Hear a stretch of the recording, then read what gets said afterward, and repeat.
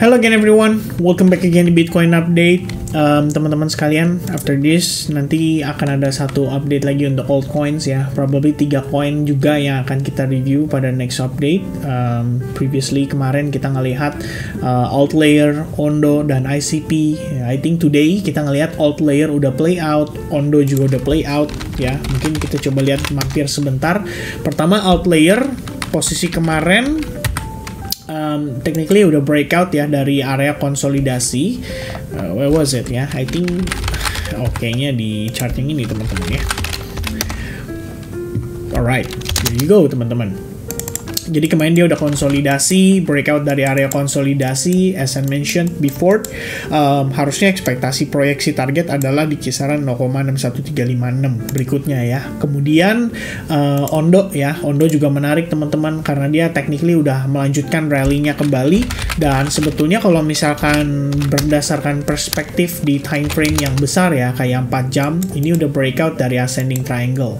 Dan ascending triangle ini udah kita mention juga di live streaming yang kita lakukan pada tanggal 18 Februari. Jadi the first time kita ngelihat dia berhasil breakout, retest terhadap SNR, habis itu dia mantul dan nanjak lagi. Ya sekarang sebenarnya proyeksi target harusnya bisa sampai $0,46. After that mungkin ada rejection atau retracement. Itu saya rasa wajar, tapi bisa jadi opportunity buat teman-teman average up lagi gitu ya. Dan kemudian ICP aja sih yang kelihatannya belum perform di sini. Looks like ICP is gonna have more retracement ke depannya, atau kalau kita ngelihat dia ada reaction yang positif, probably kita bisa lihat dia reverse lagi. Dan nanti mungkin ada beberapa coin yang akan kita review juga. I hope you guys like ya. Istilahnya kalau kita bilang apa ya, metode baru kita melakukan analysis di altcoins gitu ya. Kita bahas 3 koin sekaligus supaya kalian bisa dapat lebih banyak pilihan lagi dan melihat lebih banyak referensi analisis lagi dari koin-koin tertentu. Dan di video ini kita mau bahas di Bitcoinnya dulu. Kita mau review Bitcoinnya dulu karena progres hari ini kita ngelihatnya cukup baik. Posisi Bitcoin sudah mulai ada kondisi yang bisa dibilang sebenarnya sempat pantul-pantul ya beberapa kali teman-teman. But in the end overall-nya ada beberapa fundamental situation atau beberapa data yang saya perlu tunjukin ke teman-teman. Ini sebagai bentuk antisipasi kita saja, bukan merupakan sebuah fact. Jadi teman-teman sekalian, buat saya ngelihat Bitcoin sebenarnya keseluruhan itu masih konsolidasi. Kita masih berada di dalam range yang sama, tidak create higher high, tidak pun create lower low. We are still in the same range. There's no pullback yet. Di sini hanya konsolidasi saja. Tapi ada satu poin yang mungkin kita perlu antisipasi. Jadi tadi saya ngecek Bitcoin Monger ya, dia ada posting seputar liquidity atau heat map kalau kita ngelihatnya. Dan the biggest sell short liquidity itu, likuiditas yang banyak ya kalau dari sisi buyers itu sebenarnya ada di 53.000 sampai 54.000. Nah, maksudnya tuh apa? Ini banyak orang nge-sell short di sana. Jadi kalau misalkan istilahnya akan ada pergerakan ya yang signifikan pada Bitcoin, I don't know guys, probably Bitcoin mereka ngelikuidasi di atas dulu atau mereka ngelikuidasi di bawah dulu. Yang pasti dengan liquid heat map ini saya pikir akan dengan mudah ya Bitcoin melakukan proses manipulasi dulu before next move. Jadi whether kita ngelihat dia nge-spike down like this untuk nge-sweep liquidity yang ada di bawah, baru kemudian dia makan likuiditas yang ada di atas, atau sebaliknya dia hajar dulu yang di atas baru kemudian dihajar yang di bawah. In the end, dengan konsolidasi yang berlangsung beberapa hari terakhir, menurut saya ini bisa menjadi big warning buat kita semua bahwa we need to play it very very careful. Ya, kita bisa lihat teman-teman, ini bener-bener tebel banget ya ordernya. Dan I think I'm quite agree dengan si Bitcoin Monger. Dia bilang greedy market makers looking to wipe 50k dollars ya, 50k untuk Bitcoin di kisaran 50.000 yang pada ngelong, mereka pengen bantai dulu. Begitupun sebaliknya gitu ya, 54.000 probably orang-orang yang pada nge-sell short dengan likuiditas atau liquid level berada pada kisaran 54.000 mungkin akan di-sweep dulu sesegera mungkin. Dan ini hanya masalah waktu saja guys ya. But so far kita ngelihat market masih adem ayem, harga bergerak di atas exponential moving average 8. Bahkan kalau kalian lihat sebenarnya pergerakan kemarin itu membentuk semacam pin bar ya, dan sebenarnya pada akhirnya ini kembali lagi bergerak di dalam ya. Ini based on body candle aja kita ngelihat dia bahkan kecil banget range-nya. But the tail candle mengindikasikan pergerakan sepanjang satu hari, ada ada volatility di sana, naik dan turunnya, but Indian balik lagi ke kandang. Kita nggak ngelihat dia keluar dari kandang. Ya, kandangnya dimulai dari mana? Yaitu pada tanggal 15 Februari punya candle. Ya, topnya itu ada di 52.800 dan bottomnya itu ada di, atau low-nya itu ada di 51.300. Ya, that's it. Dua level, harga hanya konsolidasi di dalamnya. Ada lebih banyak buntut di bawah sebetulnya, dan ini berarti lebih banyak proses liquidity sweep yang ada di bawah gitu ya. Probably banyak orang-orang yang buy long, tapi setiap kali mereka set entry, dihajar-hajarin dulu ya, dipangkas-pangkas dulu supaya nurunin penumpang dan nggak terlalu berat kalau emang Bitcoin harus naik ke atas suatu ketika nanti. And based on liquid map ya $54.000 harusnya. Ini berarti masih ada probabilitas dia main di atas resistance tersebut dan ngebantai atau nge-sweep short sellers terlebih dahulu. Lalu kita lihat lagi teman-teman sekalian dari perspektif time frame 4 jamnya. Sebenarnya nggak banyak yang bisa kita sampaikan ya. That's why kemarin saya nggak update juga untuk Bitcoinnya karena saya pikir masih konsolidasi dan saya pengen lihat besok. Ternyata teman-teman sampai hari ini juga masih ya, dia hanya konsolidasi di range yang sama. Seperti yang saya sempat mention di previous video, di sini ada strategi bagaimana institusi mencari lebih banyak likuiditas dan saya rasa itu benar-benar impactful ya, terutama buat traders yang mungkin lebih kepada scalping ya, mereka sell short di atas, mereka cari long di bawah, kemudian in the end hanya balik lagi di tengah. Nah teman-teman, kalau kalian adalah typical traders yang seperti itu, which means kalian memanfaatkan pergerakan jangka pendek ini untuk scalping ya, buy di bawah, sell di atas, atau short di atas, buy di bawah, atau long di bawah, ada baiknya boleh mulai sedikit lebih berhati-hati. Ya, saya nggak bilang totally berhati-hati, tapi sedikit aja lebih berhati-hati. Loh, kenapa, Vin? Karena makin lama market itu coiling up. Ya, kita ngelihat so far udah 7 hari dia konsolidasi di sini.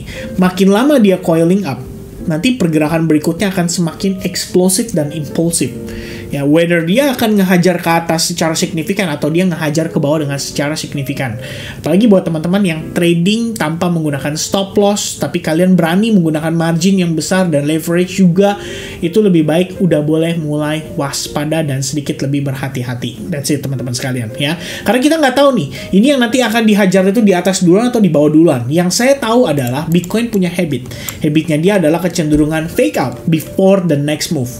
Which means, kalaupun kita mungkin harus melihat Bitcoin kembali lanjut rally-nya, saya nggak tahu apakah prosesnya akan semudah seperti ini.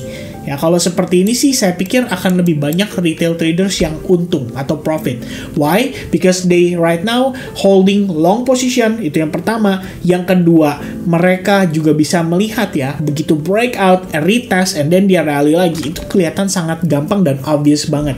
Which means para retail harusnya akan profit kalau ini yang terjadi. But as we know already, berdasarkan historical, berdasarkan sejarah, berdasarkan data-data sebelumnya, Bitcoin paling jarang ya punya pergerakan yang sangat-sangat mudah untuk ditebak. Which means kalau kita lihat even pergerakan pada Januari 2024 di sini, before we see Bitcoin reversal, kita ngelihat dia ada fake out dulu, turun dulu ke bawah, liquid yang di bawah, baru kemudian dia start coiling up untuk rally gitu ya. Ya ini sih mungkin gampang gitu, karena orang mungkin akan notice bahwa wah ini kan ascending triangle nih, harusnya dia breakout dan rally lagi. Tapi ada pun kondisi-kondisi di mana Bitcoin tidak semudah itu untuk dianalisis. For example, like this one.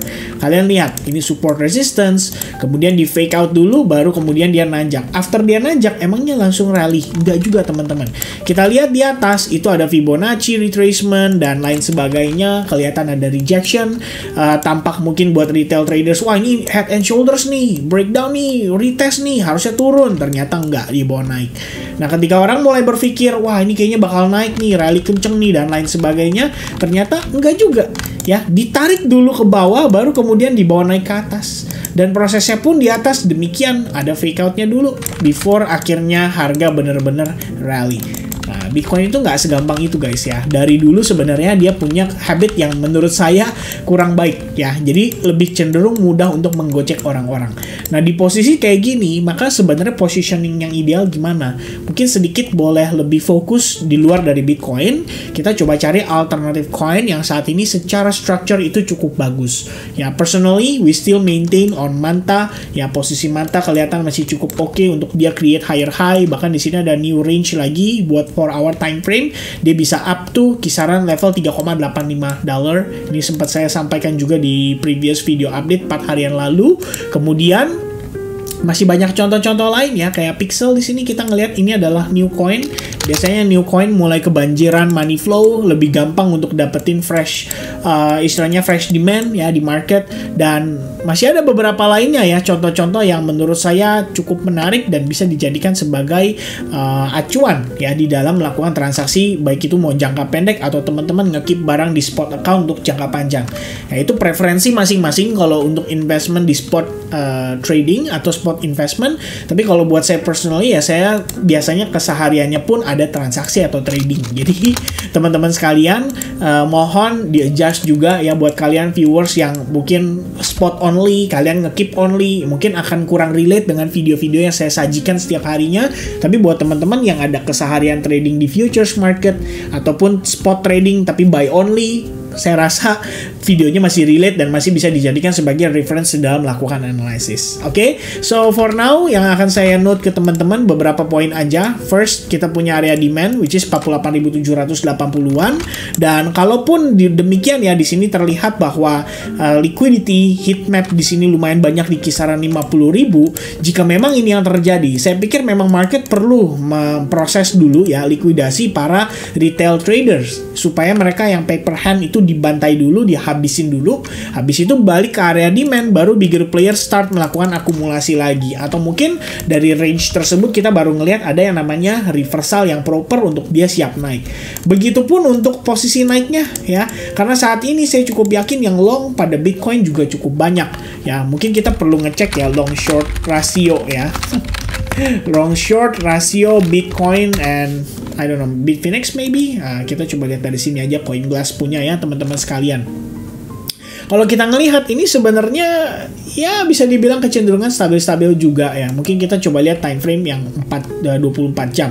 BTC long short ratio. Di sini kalau kita lihat berdasarkan update tanggal 22, yang long itu 49% ya. Shortnya itu 50% teman-teman sekalian, lebih banyak. Kita coba untuk ganti time frame-nya yang ke 24 jam. Well, demikian sama ya, shortnya lebih banyak teman-teman.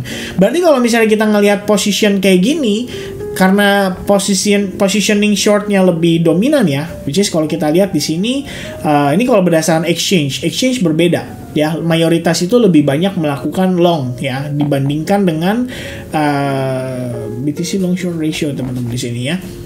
Oke, ini mungkin kalau kita lihat mayoritas ya, ada beberapa yang lebih dominannya itu di short position, which is kayak gini, ini 58% itu lebih dominan di short position.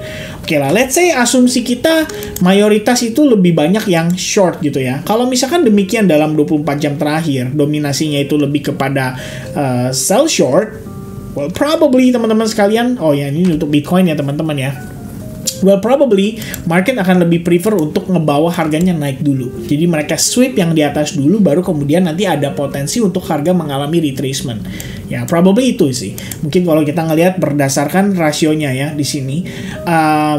Ya Bitcoin utamanya, majority itu 49% short, 50% itu sebenarnya long. Tapi kalau kita lihat based on exchange kayak Binance yang paling gede volumenya, shortnya itu lebih gede. Ya ada 50,6% in total dibandingkan dengan 49,4%. Nah biasanya ini yang jadi sasaran empuk adalah short sellersnya duluan. Jadi mereka coba untuk dilikuidasi, mungkin dibuat seakan-akan oke ini semakin ideal nih guys ya, dengan chart terbentuk seperti ini, ya probably di fake out dulu, baru kemudian ada koreksi atau istilahnya potensi untuk dia mengalami retracement. Ya itu semua tapi kan sifatnya baru asumsi ya, kita nggak tahu juga kira-kira market makers mau bawa arahnya kemana. Dan teman-teman mungkin satu update sebelum saya tutup ya, kemarin kita ngecek Bitcoin ETF flow ya, for the first time loh sejak 5 Februari kita lihat akhirnya outflow ya, ada outflow kemarin, dan saya pikir ini karena efek libur juga kali ya. Jadi aktivitas di hari tanggal 20 Februari which is itu di hari Senin, di hari Selasa masih cukup oke ya, ada tingkatan sekitar 135 juta dolar. Tapi kemarin tanggal 21 Februari for the first time kita ngelihat ini GBTC udah mulai lebih mendominasi dibandingkan dengan istilahnya BlackRock, Fidelity dan kawan-kawan gitu ya. Total inflow-nya itu kecil tapi total outflow-nya lebih besar, hampir 200 juta dolar. Jadi in total itu ada 35 juta dolar kemarin outflow dalam bentuk Bitcoin. Ya ini sih sebenarnya kayak cuman kecil doang nominalnya ya kalau di compare dengan beberapa hari terakhir. Tapi saya pikir hari ini akan memberikan clue kepada kita juga tanggal 22 Februari settlementnya kayak gimana nih. Apakah tetap dengan kondisi lebih dominan outflow atau sudah balik inflow lagi ya. Kalau misalkan inflow lagi berarti kita mengerti ya ini sekedar hanya retracement saja. Bahkan buat para kliennya juga demikian berpikir seperti itu. Ya but for now teman-teman, market konsolidasi saya harapkan lebih berhati-hati. Semakin lama dia konsolidasi, nanti eksplosifnya itu akan semakin powerful. So you do need to be careful. Alright? So everybody, mungkin update saya seputar Bitcoin lebih kurangnya seperti itu. Kita hanya berbicara soal possibility skenario yang ada di depan mata kita, dan saya mungkin lebih ke arah mengingatkan ya untuk sedikit lebih berhati-hati aja supaya tidak terlalu overtrade, tidak terlalu banyak posisi yang di open, dan bisa lebih considerate ya untuk preserve capital mungkin yang lebih utama teman-teman sekalian untuk saat ini. Kalau kalian ada open position, make sure kalian manage posisi tersebut dengan proper, stop loss di break even, take profit sebagian, secure sebagian, dan ya manage sisanya dengan proper gitu ya. Karena kita manfaatkan tren yang saat ini sedang dalam keadaan powerful. Alright, so that's gonna be the update for Bitcoin. I'm gonna continue on the altcoins update dan posting videonya nanti akan menyusul. Thank you very much for watching, and I'll see you guys again in the next update. God bless, cheers, and bye-bye guys.